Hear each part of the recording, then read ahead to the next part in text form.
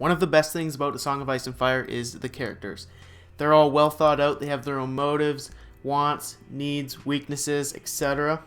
But there's more than just Jon Snow, Ned Stark, Jaime Lannister, Daenerys Targaryen, etc. There's tons of minor characters that we hear about offhand, or they'll appear maybe once in a book, or we'll hear just mention of them, but they're just as important and as interesting as all the main players. And that's what we're going to be talking about today, some of the best minor characters in the series so far. Dick Crab, often called Nimble Dick, is a soldier from Cracklaw Point that Brienne and Pod encounter and travel with for a time in A Feast for Crows. Thin and ill-fed, with a sharp face and dirt brown hair, he's first introduced in The Stinking Goose, and when he enters, Brienne immediately offers to buy him wine for a word. She tells him that she heard he fooled a fool, and offers him 2 silver stags for further information. Dick explained to Brienne how he had tricked a frightened fool and had brought him to a place where no ships had landed in 30 years. Dick tells her then that the fool wanted passages for 3. Brienne wonders if it might be for Arya and Sansa. She then shows him a golden dragon, and he reveals he took the trio to the Whispers in Cracklaw Point. He offers to help Brienne find the fool and those with him for gold. Brienne promises him 6 gold dragons if they find her sister. Then Brienne and Pod leave Maidenpool with Dick as their guide. During their travels, Brienne is very suspicious of him, and he once even attempts to search her saddlebags for coin, but he's thwarted by flour Brienne had placed in them. On the way, he regales Brienne and Pod with legends and tales of Cracklaw Point, including tales about squishers and other mythological creatures, as well as the story of Sir Clarence Crab, who, according to legend, was 8 feet tall, strong enough to uproot trees and throw them half a mile. He was so heavy even that only an aurochs could carry him. His seat was called the Whispers, named because of the disembodied heads that he would collect and bring home to his wife, who would raise them from the dead. The dead heads would give him counsel and talk among themselves in whispers. Clarence collected the heads from a variety of people, including pirates, lords, knights, wizards, and even one king from Duskendale. Dick leads Brienne to the ruined castle called the Whispers. Before entering the castle, though, Brienne gives Dick her sword and then unsheathes Oathkeeper. The fool that Dick had sold the map to turns out to be Shagwell of the Brave Companions, accompanied by Timion and Pig. Shagwell smashes Dick's face in with a morning star, and a fight ensues, and Brienne kills the other 2 sellswords. She makes Shagwell dig a grave for him, and once the grave is finished, as she anticipated, Shagwell attempts to kill Brienne with a jagged chunk of rock, but he fails, and she slays him with a dagger, avenging Dick.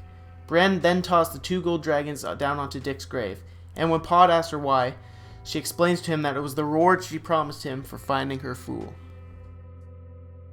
Hugo Walt, better known as Big Bucket Wool, is a member of the Northern Mountain Clans and the head of Clan Wool. He's introduced in A Dance with Dragons when he swears allegiance to Stannis Baratheon and becomes one of his commanders as they march to Winterfell. Though a relatively small character, he's won a lot of fans amongst the readers for a few quotes when he's speaking with some of Stannis' men. I want to live forever in a land where summer lasts 1,000 years. I want a castle in the clouds where I can look down over the world. I want to be 6 and 20 again. When I was 6 and 20, I could fight all day and fuck all night. What men want does not matter. Winter is almost upon us, boy, and winter is death. I would sooner my men die fighting for Ned's little girl than alone and hungry in the snow, weeping tears that freeze upon their cheeks.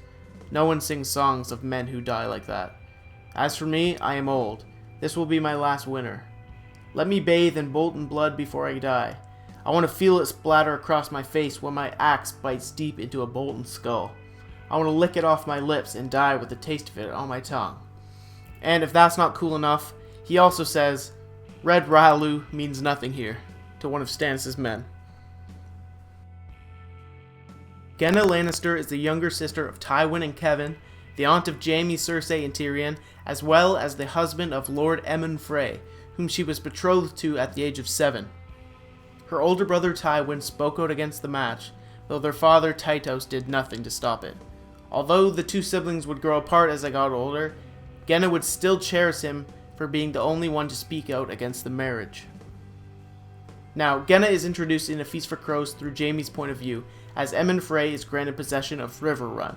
She is present at Jaime's war councils, advising her nephew to execute Edmure Tully to better secure her holding over the Tully titles and lands, though Jaime only tells her that Edmure's fate is left up to him. Jaime, she said, tugging on his ear, Sweetling, I've known you since you were a babe at Joanna's breast. You smile like Geryon and fight like Tig, and there's some Kevin in you, or else you would not wear that cloak.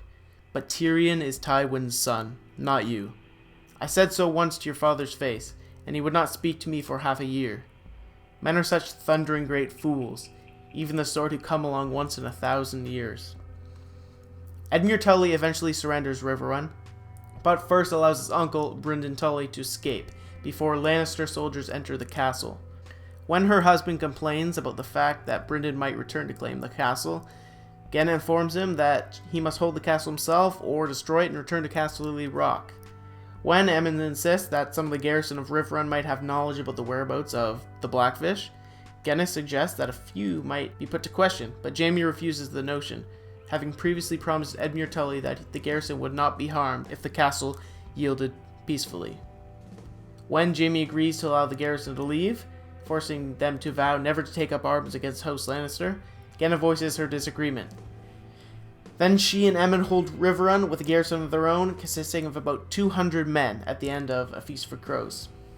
She's won a lot of support amongst the book readers for her dominant personality and the way she basically bosses around her husband, Aemon Frey.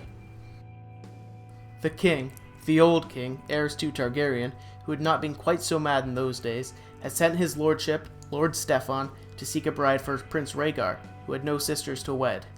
"We have found the most splendid fool," he wrote Cresson, a fortnight before he was to return home from his fruitless mission. "Only a boy, yet nimble as a monkey and witty as a dozen courtiers. He juggles and riddles and does magic, and he can sing prettily in 4 tongues. We have brought his freedom, and hope to bring him home with us. Robert will be delighted with him, and perhaps in time he will even teach Stannis how to laugh." Those are Maester Cresson's thoughts about Patchface in the prologue of Clash of Kings. However, nothing happened as Lord Steffon had expected. His ship, Windproud, broke up on Shipbreaker Bay, within sight of Storm's End, while his sons Stannis and Robert watched. Everyone aboard was killed, including the Lord, his lady, and over 100 soldiers and sailors. Patchface washed up 3 days later, his naked skin white wrinkled, and the man that found him, Jaime, swears to his dying day that the fool's skin was clammy cold. They had taken him for dead, and then he coughed up water, albeit broken in mind and body, as the ordeal had taken his memories and half his wit. Now he is subject to twitches and trembles and is mostly incoherent. What happened to him during the 2 days is unknown, but the fisher folk like to say a mermaid had taught him to breathe underwater in return for his seed.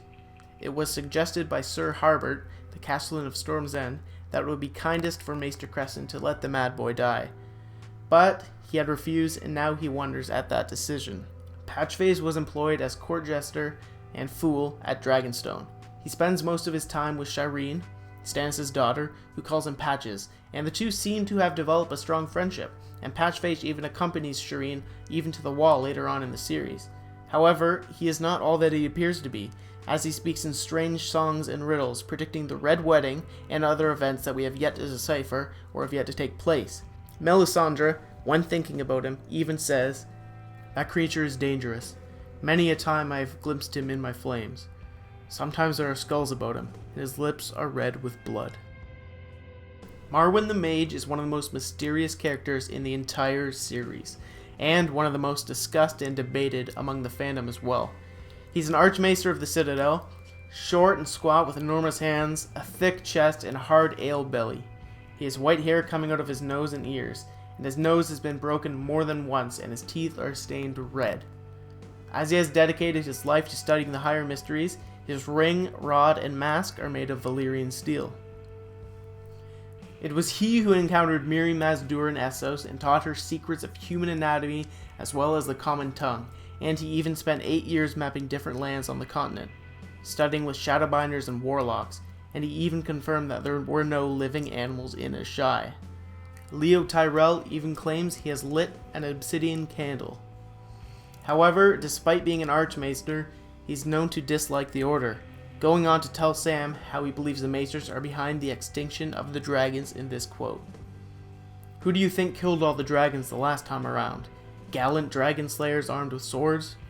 The world the Citadel is building has no place in it for sorcery, or prophecy, or glass candles, much less dragons. Ask yourself why Aemon Targaryen was allowed to waste his life upon the Wall, when by rights he should have been raised to Archmaester. His blood was why. He could not be trusted, no more than I can. In A Feast for Crows, Alaris brings Sam to meet with Marwan after talking to him at the Seneschal's court. Marwan listens to Sam's story and then declares that he is off to meet Daenerys Targaryen. He orders Sam to keep quiet about Daenerys and the dragons, finish his studies, and then get back to the wall as fast as possible. Marwan then leaves to catch the Simon wind in order to get as quickly as possible to Daenerys in Meereen, and that is the last we see of him in the novels.